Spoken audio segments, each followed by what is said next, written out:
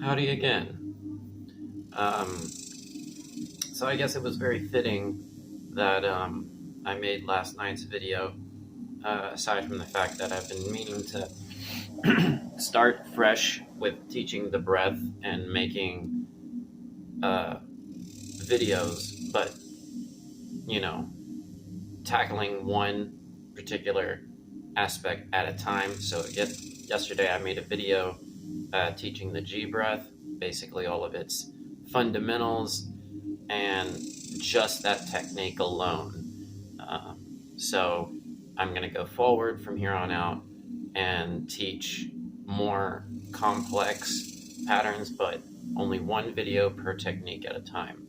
Therefore, keeping it simple, and that way I don't, make it too complex at any given point. But I'm going to make a video for this current Wavespell forecast. Today, we actually just entered the Red Earth Wavespell. So that's today, Kin 157, right? Which is Red Magnetic Earth, therefore beginning the Red Earth Wavespell. It is the 13th Wavespell of all 20. Yes, it is, of the 20 solar seals, it is seal number 17, but in terms of the order of the Wavespells, it is Wavespell number 13. Which is key because 13 has a special relationship with 20. And that goes back to the relationship between 7 and 13 and the law of time in general. So, and it's very apropos because one of the powers of the Red Earth is synchronicity, navigation, and evolution in this sense. What the Red Earth represents is not only the Earth herself, right? So this plane down here in which we live, this physical universe, this grid, if you will, this earthly plane, right? But it also represents, it has a relationship to the yellow seed, which has to do with primal form. And we use that primal form in order to navigate through our world, right? And the navigation or the maps or the legend of the maps is embedded within the geometry of the Red Earth. So if we go around in our world, we can see trees, we can see crystals, we can see inherent geometries in our world. And it is through these geometries that allows us to understand higher order. And by understanding those higher patterns of order and mathematical significance, we're able to understand the compass or the navigation of our own souls. It's the actual instructions for enlightenment and the way of Christ, for instance, is embedded within our world, down to like the smallest detail. So that's kind of the essence of the Red Earth, right? It's talking about higher information, that which we can then, when we understand, we know where to go and what to do in that sense, right? So that's why the powers of the Red Earth are navigation, synchronicity, and evolution, right? It's Kin 157, right? One interesting thing about the Red Earth first is that it follows the yellow seed wave spell. And let me think for a moment. Only 2 pairs of wave spells have this sort of pattern. Or, no, that's not necessarily true. Let me think for a moment.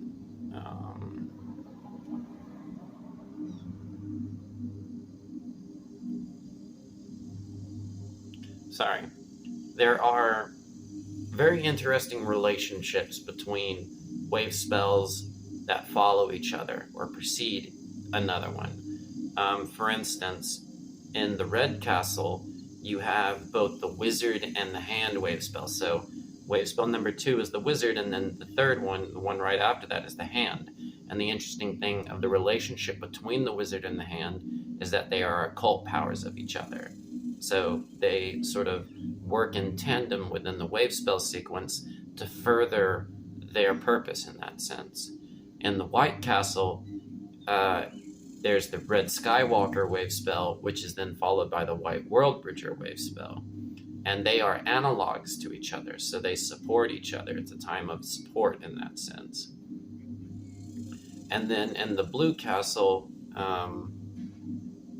there's it's not necessarily just the Blue Castle alone, it's also the first Wavespell of the Yellow Castle, but the last Wavespell, the Yellow Seed of the Blue, and then the first of the Yellow is the Red Earth, and they're occult powers of each other.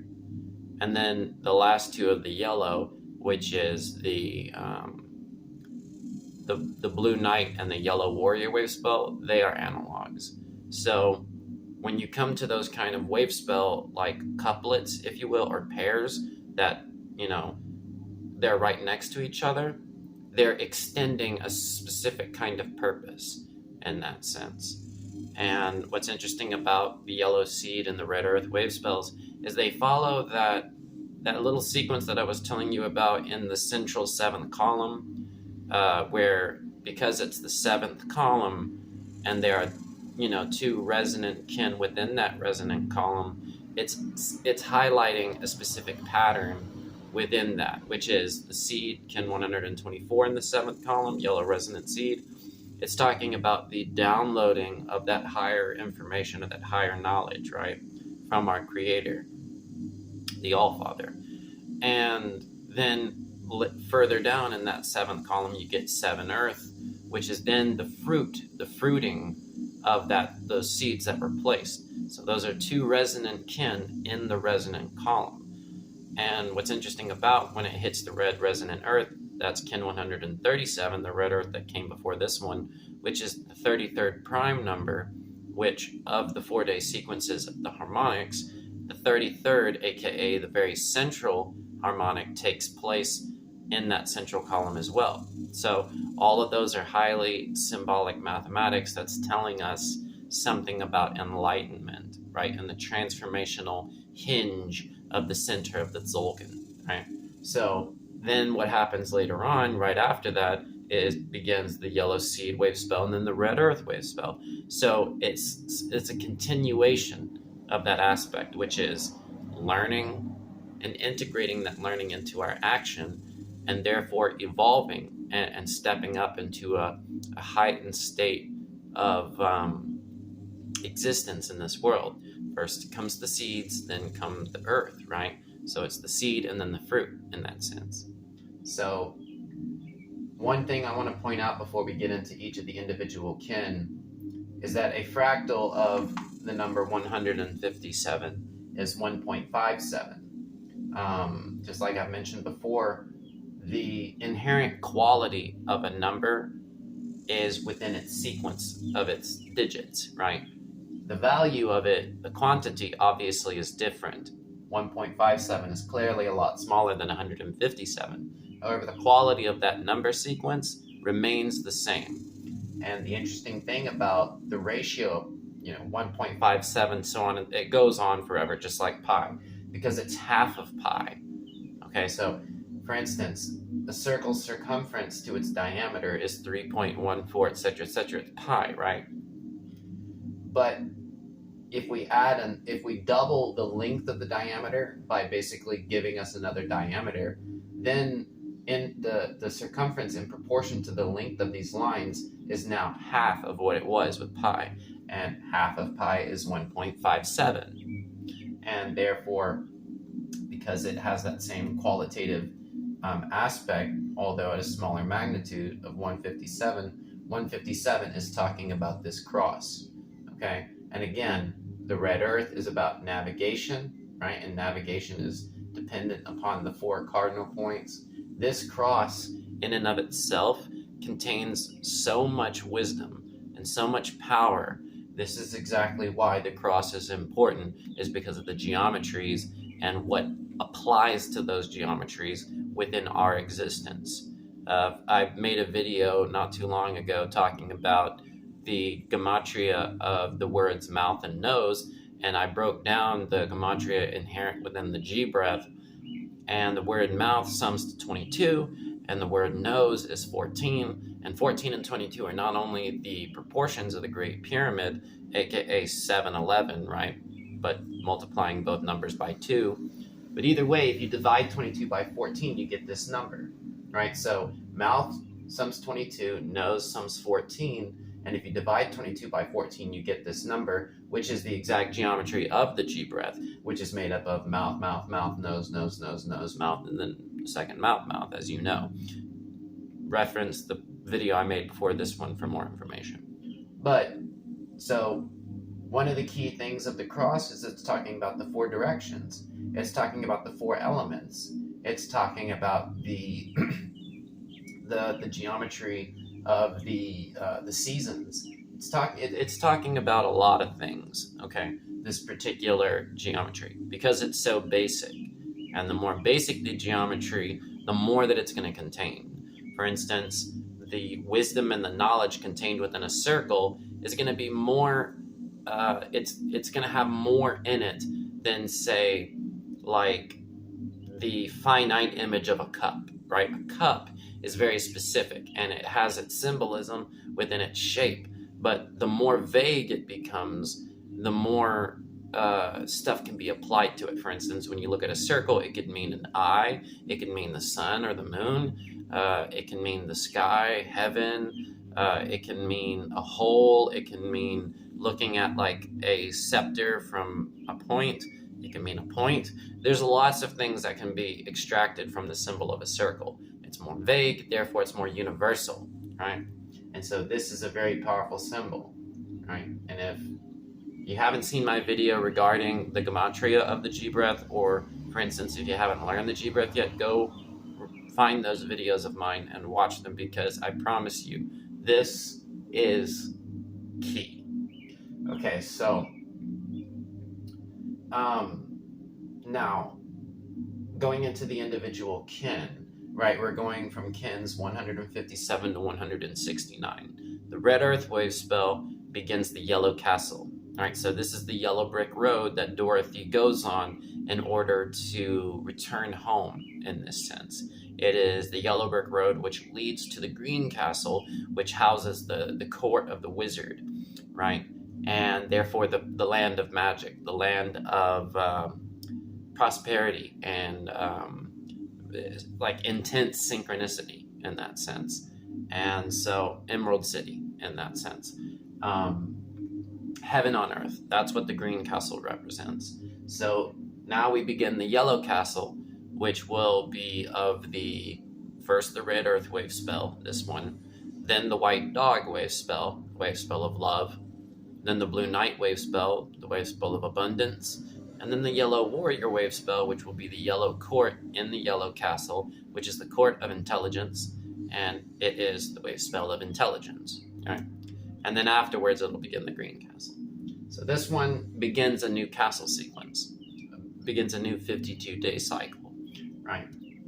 And tone 1 is always the purpose, you know, everything that I just described about the navigation power of the red earth, the deeper symbols that are embedded within the earth, and what all of those things mean, the intelligence contained therein, and what can be extracted from that in order to find ways to navigate our world.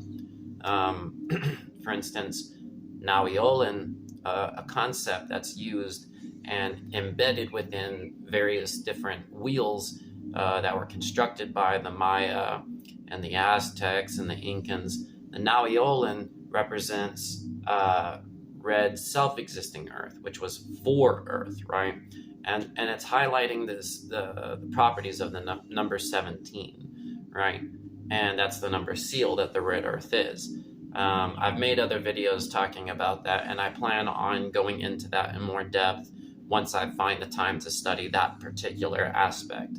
But again, we're dealing with the magnum opus, the Prisca Theologia, and there's always so much to dive into, and there's so much work at hand. The harvest is plenteous, but the laborers are few.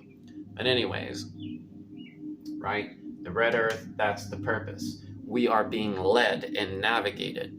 And the way that we find how to go about this life and where to go and what to do and the intelligence to be extracted from that, right? Pay attention to the things that are happening before you as you go about your daily life. Do not premeditate, and try to manipulate and force things. Just go about your life, follow the way of Christ by doing what is right, and be open to the signs and the symbols that are popping up around you. If a bunch of leaves blow past you, or if an owl comes and you can hear it hooting in the trees at nighttime, or if a bluebird flies past you, or a dragonfly comes up and flies around, pay attention to those things, because within those, that's the power of the red earth, is all those symbols, right? So be aware of that, okay? So that's the purpose of the Wavespell. Now we go into tone 2, which is the lunar tone, right?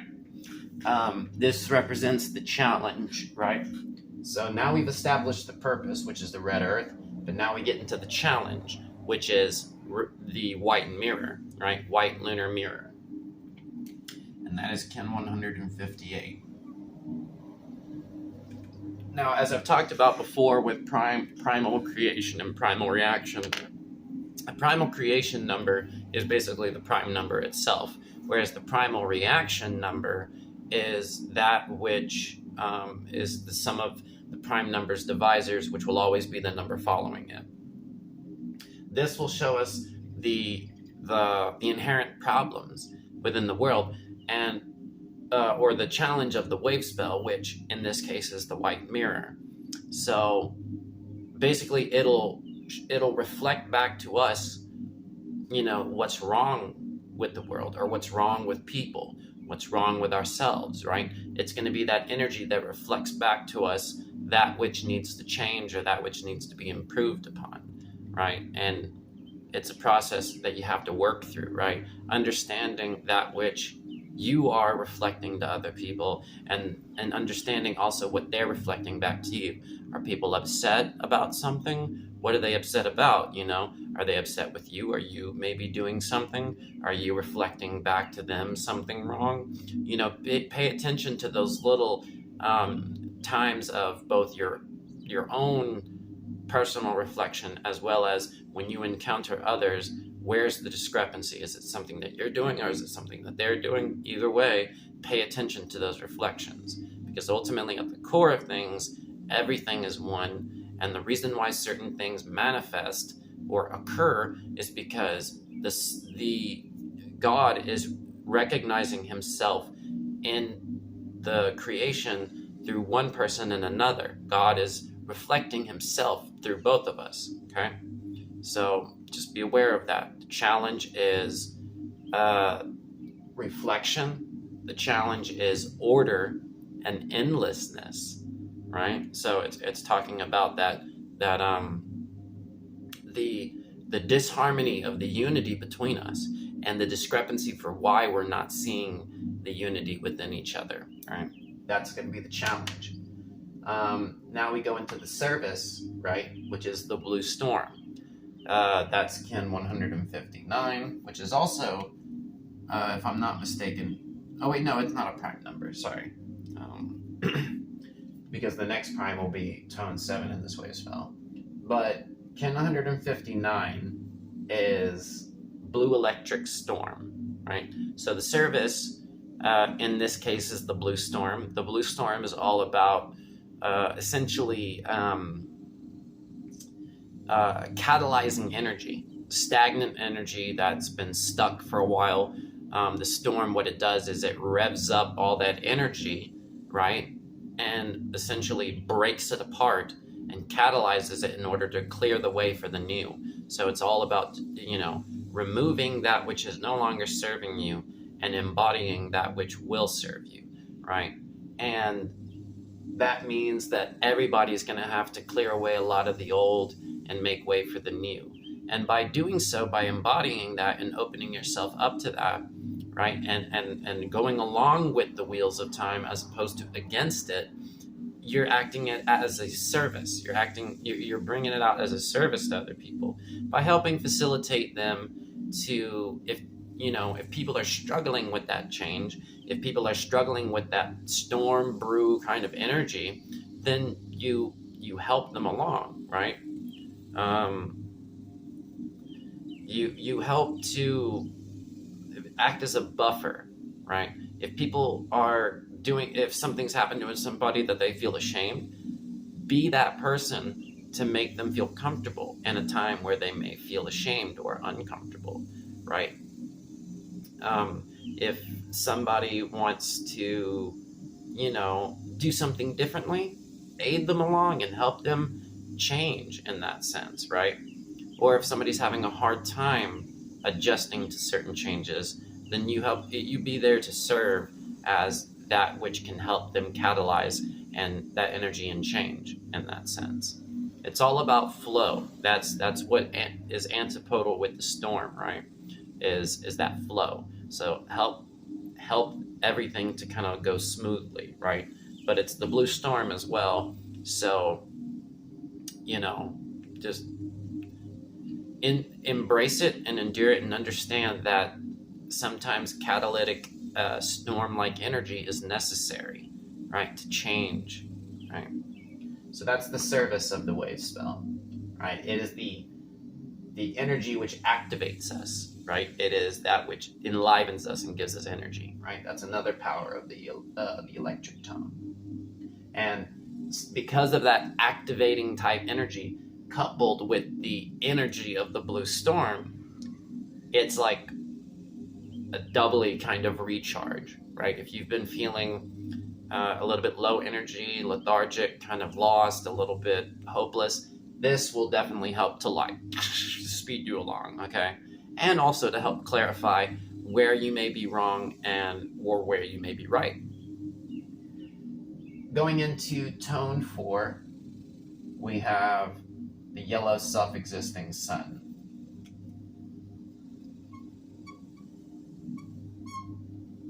The yellow self-existing sun is showing us the form, the way in which we provide this service to overcome the challenge of the purpose, right?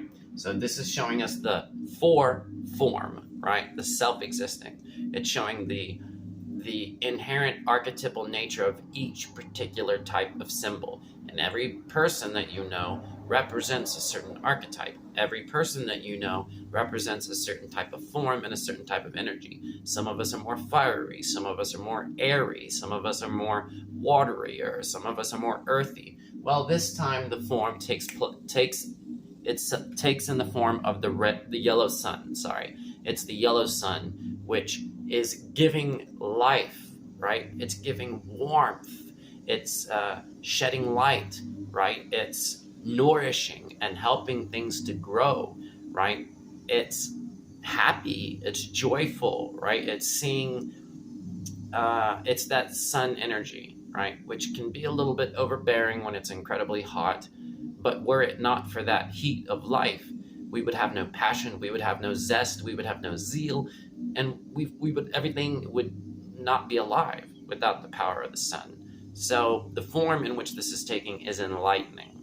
And enlightening has a twofold aspect of teaching while also helping to lift others' burdens, right? So it's kind of a mixture between instructing and showing people the way and speaking the truth, as well as helping them. Like if somebody's struggling with something, you help them, right? You help lift the burden, you enlighten things, right? So that's the power of the yellow sun, right? And remember, these are analogs to each other. So when the storm energy gets too chaotic, or it's like symbolically speaking, the rain gets too cold and too, I guess tempestuous might be the word, but when the storm gets overwhelming, that's when the yellow sun energy comes in to support it, right? Because both the storm and the sun work together. The storm clears it away, and the yellow sun comes in to help revitalize it after the storm, right? But one interesting thing about Kin 160, just real quick. So when we're talking about kin equivalents, right? So any number higher than 260, it has a kin equivalent, right? So if you have a number that's higher than 260, then you just subtract multiples of 260 till you get to a number between 1 and 260. Well, the following kin equivalent for 160, right, is 420, because 260 plus 160 is 420, right? And we all know about 420, right? There's more occult symbols with this number than its association with cannabis and things like that. But what's interesting about this is that it is a magic code kin within a second Zolkin, because it's tone 4, seal 20. And there are a number of these things that I've not mapped out. I've only mapped out the magic code kin from 1 to 260. But within the second Zolkin, this is actually one of those magic code kin, right? One of these days I'll figure it out. But yeah, 420, it's tone 4, seal 20, right? You can kind of think of like the nature of the attributes of cannabis. It's very solar in that sense, right? Kind of come from that kind of place, right? Loving, but not too assuming, right? Open and not judgmental and helpful, right? That's the nature of the stoner, right? So now going into tone 5. So we've talked about the purpose, we've talked about the challenge, we've talked about the service and the form. Now we're getting into the deeper nuances, right? The 4-dimensional time pulsar is now linked from the first red kin to the second, right? So now we're getting deeper into the purpose, which the higher purpose of it, the nuances, right? When you get into tone 5, it's now you're starting to see all the little overtones. You start to sense this person's energy, you sense this person's energy, you sense this over here, and it can get a little chaotic because now you're dealing with like a lot more detailed information, because tone 5 is all about that overtone. It's all about the overtones, plural. It's about understanding all the little details and the nuances, the deeper meaning in that sense. And what we have here is the red dragon, right? Red overtone dragon. So again, the dragon is that primordial essence of being in terms of the self, right? Lowercase s, right? It represents just the human spirit as a human. So as opposed to the yellow sun, which represents the universal self, which is Christ, the red dragon more so is the individualized self in that sense, right? The ego, right? But at the same time, we all have that duality, right? We all have our individual self, whatever our identity is as our character, and then we also have the universal self, which is, within everyone, right? So it's all about understanding how everybody wants a part in this story. Everybody wants to be justified. Everybody wants to be able to like have their cake and eat it too, in that sense, right? It's like we're not meant to just like condemn our ego identity. No, it's never going to go away, right? It's never. Sure, a lot of our problems stem from the lack of detachment from that, and the solid identification with that, to where when somebody comes along and maybe proves us wrong in a certain way, we lash out or we argue because it's this opinion versus this opinion, all that. The ego can get very problematic. But nevertheless, so long as we as people mainly try to embody the solar consciousness, which is Christ, that's the universal, right? Understanding that everybody is a part of us, and that by loving other people, we're loving ourselves, and helping other people, we're helping ourselves, because we're all one, right? That's the main consciousness that we need to focus on. But at the same time, despite the fact that we want to try and be in control of that dragon, the dragon's always going to be there. That ego is always going to be there. So we have to learn to live with it, right? And with the overtone dragon, it's talking about how everybody wants significance of their person. everybody wants significance of their individual self, right? And going back to these two, how we're all reflections, that's the challenge, and the catalyzation of the energy and this and that. This makes a lot of sense because it's like there's nothing wrong with everybody filling their slot and carrying out their individual purpose, as well as being glorified for their individual identity and their purpose and where they fit into the grand scheme.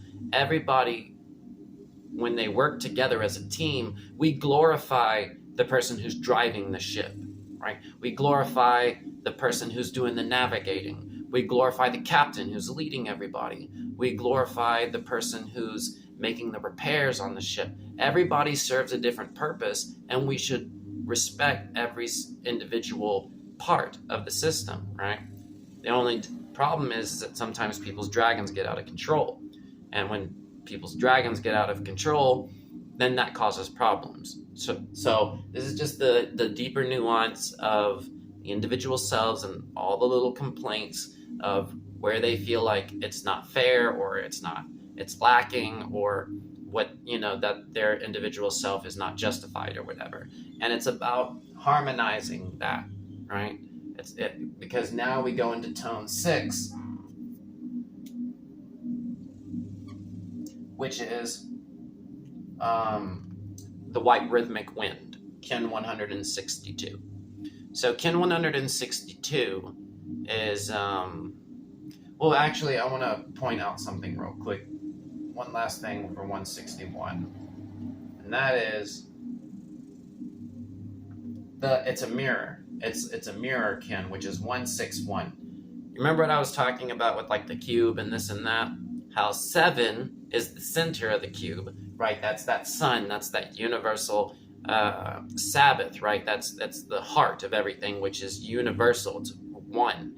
It's that the higher consciousness of all humans. Whereas the 6 is the 6 sides of the cube. So the 6 goes back to your individual identity, right? Your form, your particular shell in this sense. Whereas, so it goes 161, right? And that is 1 up to 6 and 6 back to 1. This is actually highly related to both the major arcana of the tarot, the Hebrew alphabet. There's 22 triangular kin, all those things relating back to, again, the individual character. And therefore, because it just goes to the level of the individual character, it's not complete. So for it to be complete, it would have to be 1 up to 7 and then 7 back to 1, because it includes that 7, which is the universal self. And as I've mentioned before, 7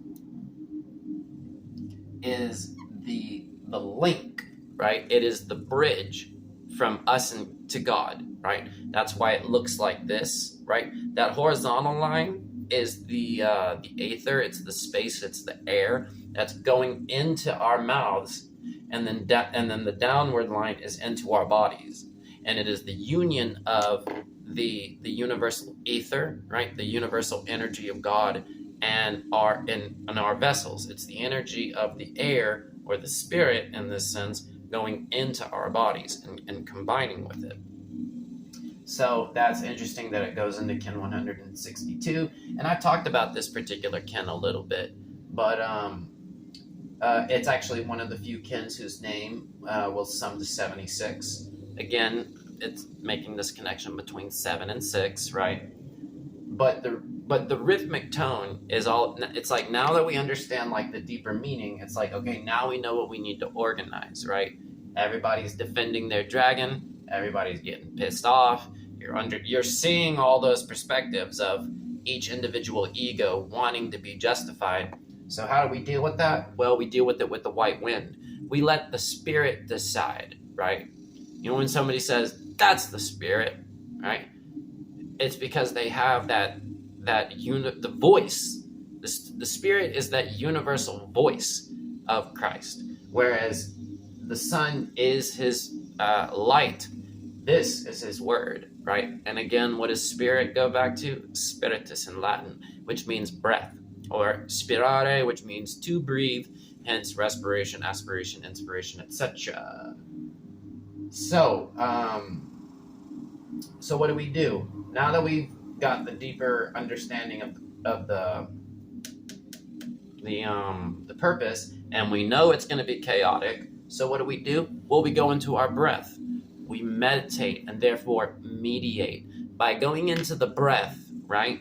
With the white rhythmic wind, what we're essentially doing is we are facilitating the problems, right? We're mediating that. Therefore, if we encounter this next portion of the Wavespell and it's very problematic, turn to your breath and do the G breath like I've taught in the previous video, because it will basically take the information of what's wrong, convert it into a solution, as well as heals your body and makes it a little bit easier for you to keep going. So it'll download that intelligence while simultaneously healing the body. So it'll allow you to not only figure out the solution, but also to keep going, right?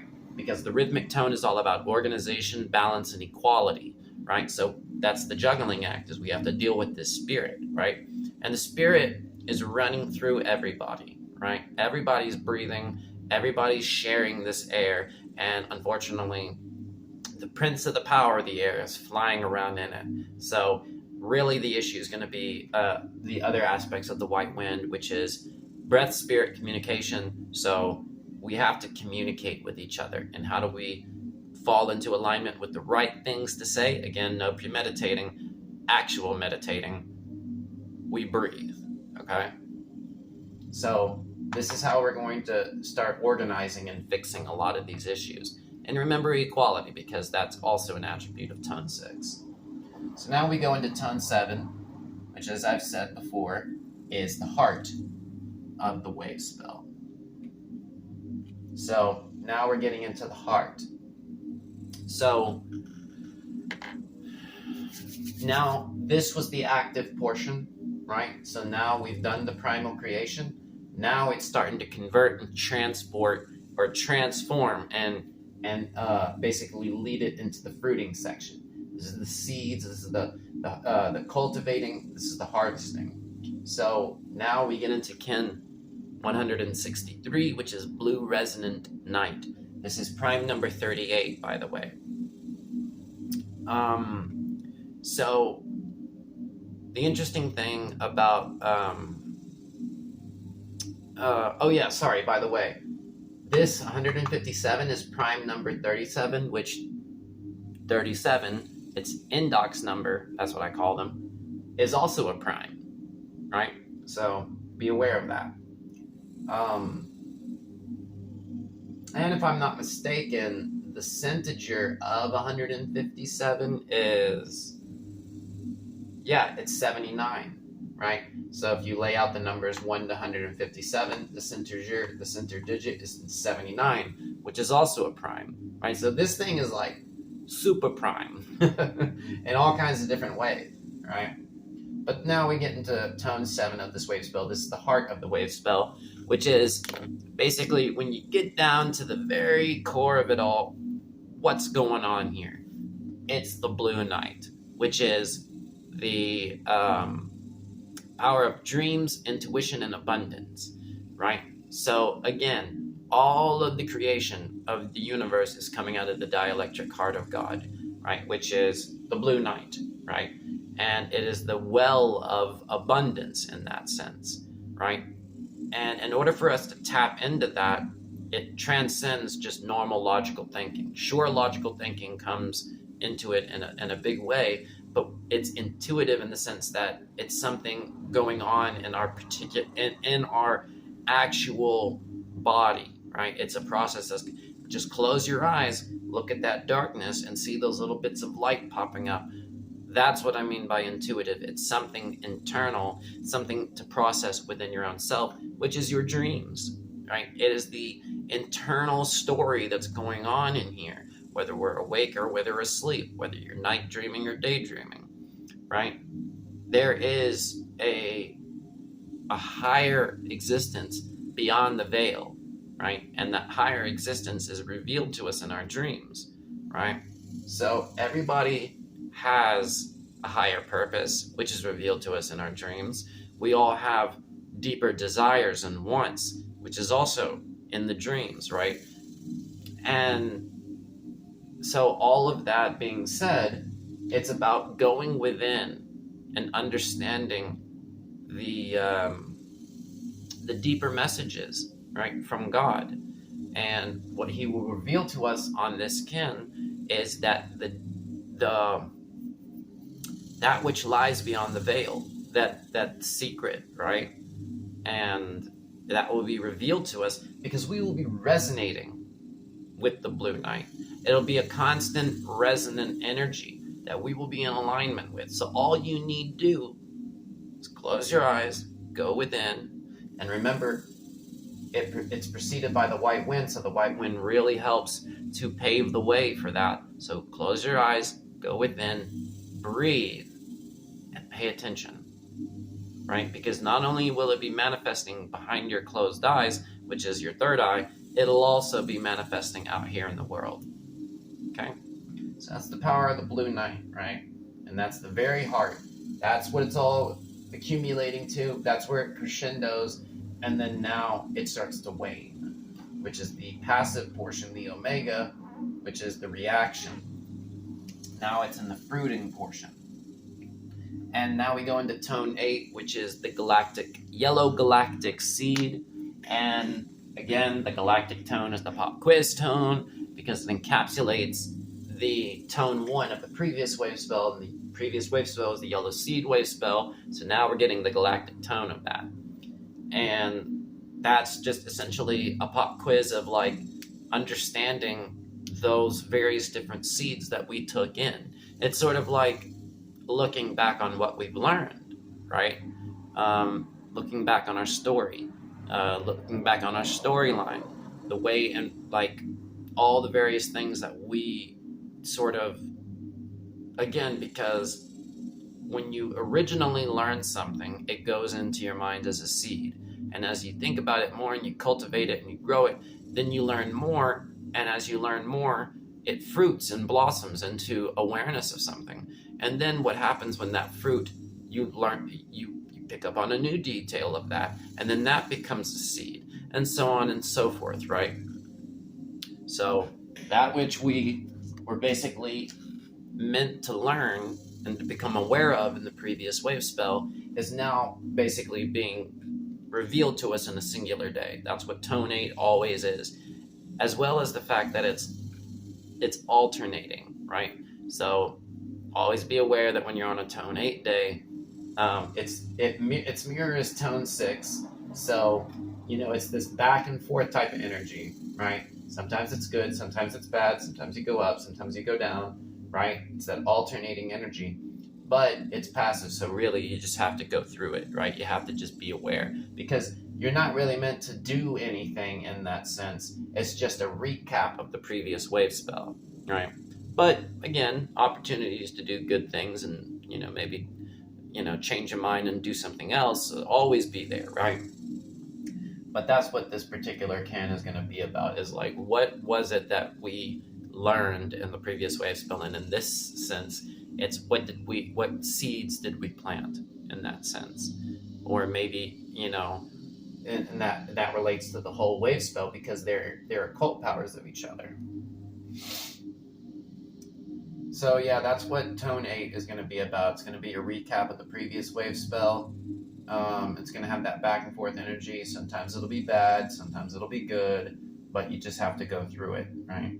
It's galactic in that sense. It's talking about the spiraling and the cycling of things. Now we go into tone 9, which is the solar tone, and that is all about basically pulsing. It's about realizing that which is coming in and going back out, coming in and going back out. Like your pulse rate or that which you are sending out into the world will only be equivalent to that which you're drawing in. So if you're drawing in negative energy or negative thoughts or something, you're going to be sending that out into the world. You're going to be pulsing that, right? Pulsing is the process of in and out, right?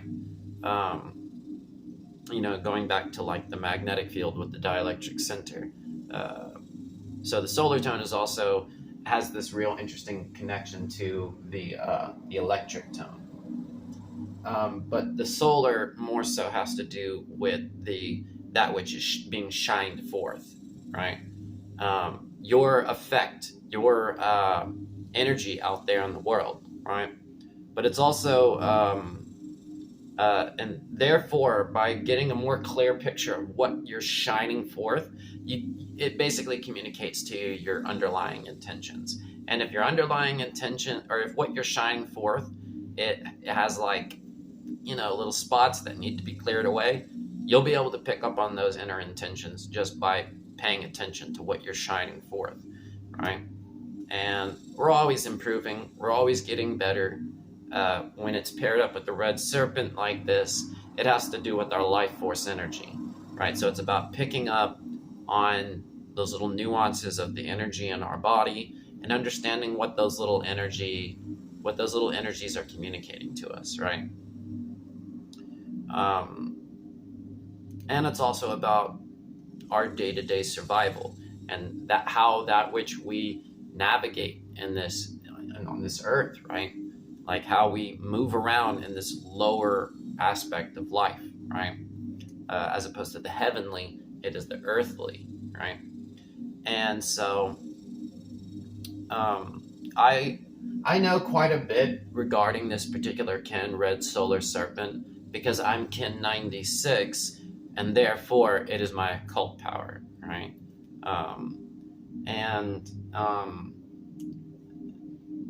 Often, a lot of times, I feel this solar serpent, or this solar blood flowing through my body, right? This heat, right? And as it gets stuck in certain parts, it's like it has to burn its way through, right? So in a lot of times, it makes me more aware of like when my negative actions are basically being like it's it redirecting itself throughout my body to create pain, or when it's trying to detox. Everybody is always in a constant state of detox, and when we're not facilitating that, that's when illness occurs, right? And so the purpose of the solar serpent in this sense is to root out all those negative intentions, because the way that we think greatly affects our bodies. And by having even just the slightest intention underneath, or having an ulterior motive underneath something, can cause illness. It can cause problems in the body. So just be aware of that. Basically, you have to go in and root out every possible like negative thought that you may have, and that's the solar serpent. So now we go into tone. Sorry about that. Yeah, it's 165, and now we go into 166. 166 is the white planetary world bridger, right? So the world bridger is that which, when you get to the threshold of that which is beyond everything that you know, right? And that's ultimately the ego. When you get to that threshold of letting go and discarding that ego, right, you can step into newer planes, newer worlds in that sense, hence the world bridger. But it's also symbolic of ego death, right? Hence the skull symbol, right? And this is the planetary world bridger. So the planetary tone is always about the manifestation of the challenge. Now it's the time of test, right? Or the testing. It's the testing ground, right? It's when the test of time occurs, and now we have to really let go. But this also affects us on a planetary level, right? So it refers to, like, planet means wandering star, if I'm not mistaken. But this challenge affects us all, right? So it does kind of act in sort of like a planetary way, like in the sense of all of us here on Earth, right? But this is it is the challenge that we all have to undergo, because it's tone 10, of the letting go of our egos, letting go of that which we've been clinging to, letting go of that which we're afraid to let go, right? And everybody's going to be tested by this in some way or another. So all you have to do is really just focus on that which you're not willing to let go of, right? And if there's something that you're holding on to that is not good in that sense, you have to let it go and pass that threshold, right? You have to have that symbolic ego death in that sense, and that's going to affect everybody. So that's tone 10 of this wave spell. Tone 11 is Ken 167, which again, like I've mentioned before, if you have three-digit number, write that in the tens and the hundreds place. It's talking about the value of tens, right? So you have 16 tens and 7, right? So 16 and 7, right? 16 and 7 share a very unique relationship to each other, because it is that essence of being that's going in and out of the cube, right? It's the warrior's cube journey, right? And here we have the spectral hand, tone 11, seal 7, right? When you get to tone 11, when you pass tone 10, the challenge is over, and depending on how people did, that will basically reorient all the energy and stuff like that, and be shown back to you again in the tone 8 of the next wave spell. But 11 is whenever we're released from the challenge, right? Because tone 11 is always antipodal to tone 1, and the red earth is all about the totality of people. It's about all of us together, the collective, whereas the blue hand represents the humanity, right? So you have the universal nature of the cosmos itself, and then you have the human or consciousness, right? You have like conscious beings in that environment, right? So it's that red earth and the blue hand are always this antipodal relationship between conscious beings and the field in which they live, right? The cosmos in which they live.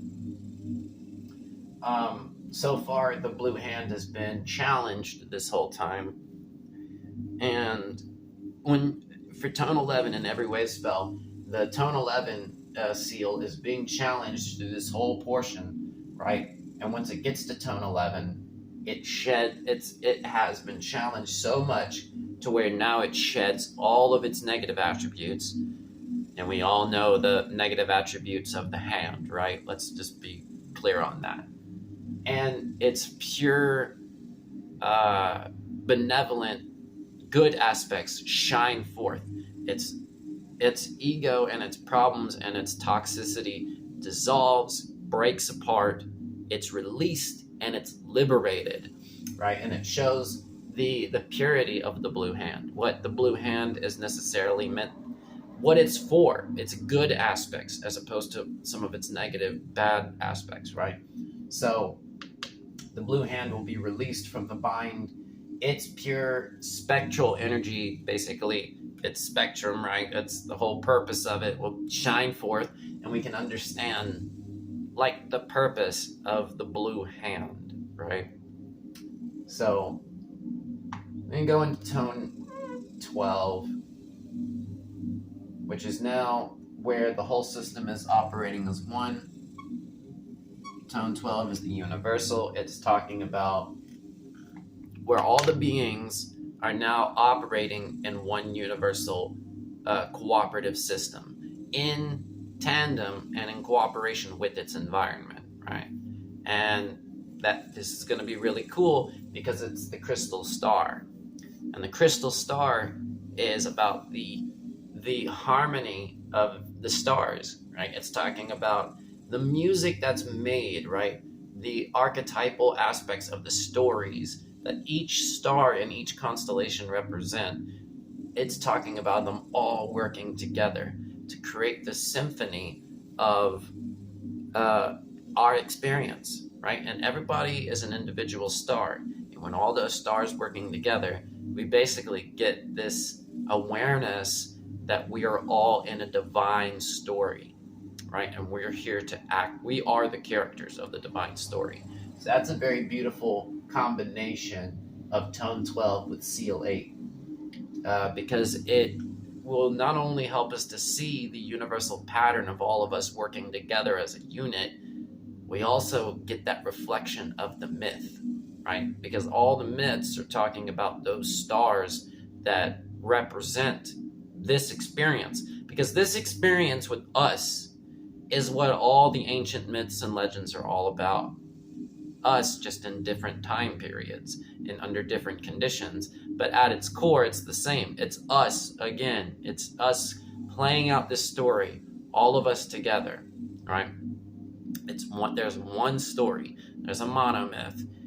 Every story is talking about the same characters, and guess what characters those are? It's us. So now we go into tone 13, which will prepare the way, which will conclude this wave spell and prepare the way for the following wave spell. So we got tone 13, which is Red Cosmic Moon, and that is the power of flow, purification, and universal water, right? So it's basically clearing up a lot of the leftover residue that may be there. It's also a very emotional time. Just be aware. I've noticed that on a lot of red moon days, people will get sad and experience very intense emotions because they're it's antipodal with the blue storm, right? And that blue storm comes and like clears it away, right? But the red moon is, and it's wrapping up the wave spell. It's purifying that which is left over in that sense, right? This is also a squared kin. It's 13 times 13, right? Because it's the 13th kin of the 13th wave spell. And it's also tone 13, which is cool. Not every square kin is like that, but at least I don't think so. They don't always match their tone, but sometimes they match the seal. But this one has a matching tone with its square number. And it's also preparing us to then go into the white dog wave spell, right? So it is concluding the time of navigation. It's concluding the time of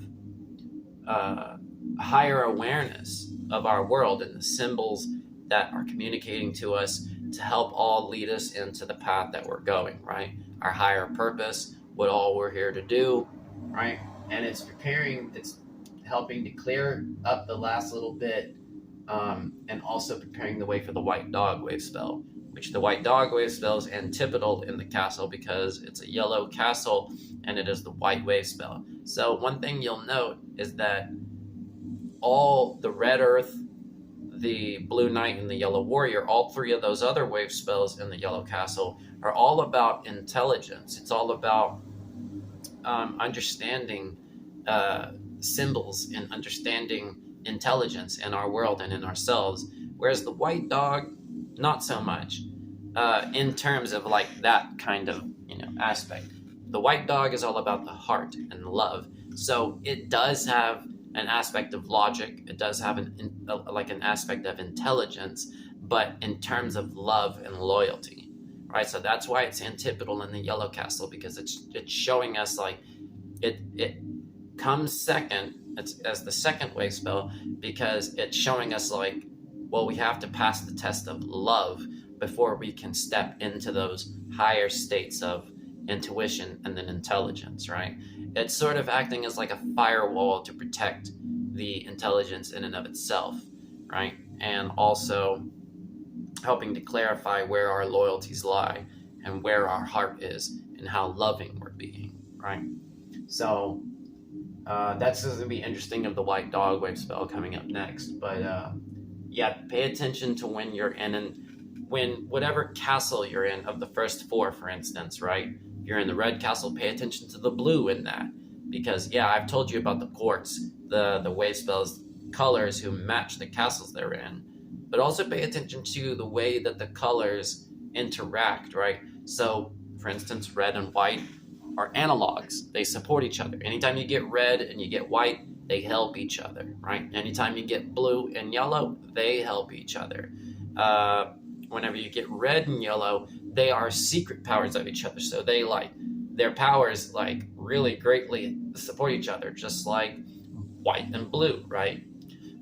Whereas the antipodal colors are when you get two colors that are the same, like yellow and yellow, or red and red, or white and white, and blue, they're synchronized. They're alike, right? They're both the same, right? In that sense, obviously there's little fractal differences, but I'm talking about the color relationships. But the one thing to note is the antipodal. So, for instance, red and blue are antipodal, right?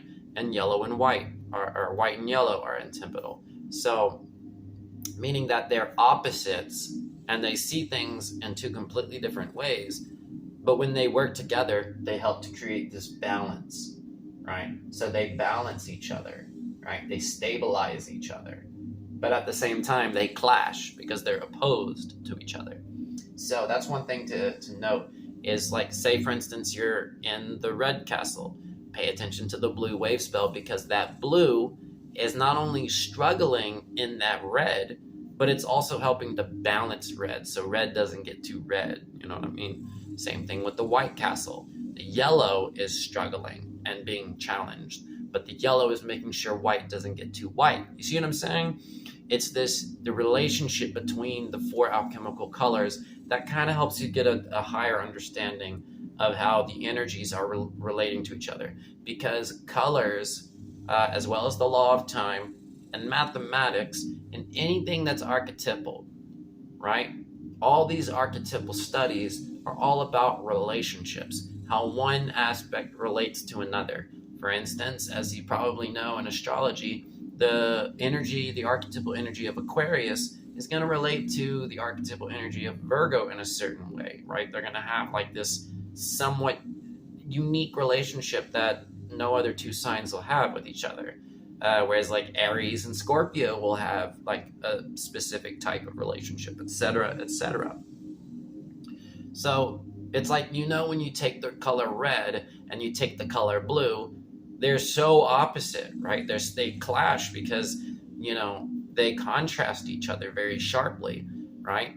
And, it's when say you spend so much time around the color red, it kind of, it can strengthen certain parts of you, but after a while you're I'm tired of all this red. And then when you go into blue, you're whoa, this is so different, and it makes me feel in a different way.